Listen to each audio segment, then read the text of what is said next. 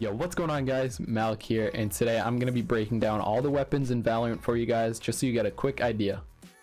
So this is what the buy menu looks like inside of Valorant, and we're going to start off by taking a look at the pistols. Now this game is a lot like Counter-Strike, except for the fact that there's no side specific weapons. So with that said, let's start off with the first pistol, the Classic. The Classic is the first pistol that you start with right off spawn, and a good weapon to compare this to is the Glock.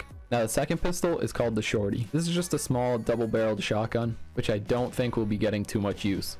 Now the next pistol, the Frenzy. This can be easily compared to the CZ, so with that said, it's a full auto pistol.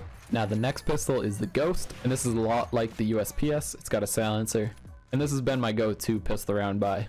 Now the last pistol is the Sheriff, which is a revolver, and is basically the deagle of this game. Now moving on to the SMGs. The first one is the Stinger. Now we can't really compare this to anything in Counter-Strike, but basically it's like the Scorpion from Call of Duty, except when you're ADSing it's only a 3-round burst. In the second SMG, it's called the Spectre, and the Spectre is basically the MP5, and it's got a silencer to go along with it. So moving on to the shotgun category, we have the Bucky and the Judge. The Bucky is a lot like the Nova from Counter-Strike, or the Remington from Black Ops 2, etc, etc. The Judge is a lot like the XM from Counter-Strike. It's a semi-automatic shotgun with no wait for a pump.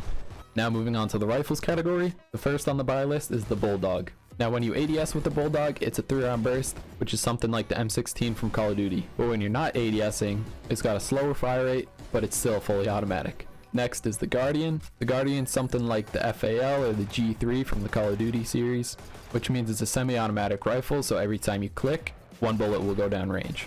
Now the two main rifles that go hand in hand to Counter-Strike are the Phantom and the Vandal. Phantom is basically the M4A1S, and the Vandal is like the AK-47. Now like I said previously, there's no side specific weapons, so whether you're on CT or T, you can buy either. Moving on to the snipers, you have the Marshal and the Operator. The Marshal is basically the Scout, and if you're not moving, has perfect accuracy while no scoping, but the scope only has one setting. Whereas the Operator, which is basically the op of this game, has 2 zoom settings, but is inaccurate when hip firing. Now moving on to the heavy or the LMG category, we have the Ares and the Odin. The Ares is kind of like the M249, and the Odin is a lot like the Negev. Then on the right side, you have armor, you have light shields and heavy shields. And this kind of correlates to Kevlar and Kevlar and helmet. So the light shield gives you an extra 25 points towards your HP, and the heavy shield gives you an extra 50. Now down at the bottom you have your abilities, and these all differ between the operator that you're playing. So that's all the weapons in Valorant. I hope you guys enjoyed this breakdown, and I hope to see you guys in game. So guys, don't forget to like, subscribe, and comment what you think down below. And it's been your boy Malc. Peace.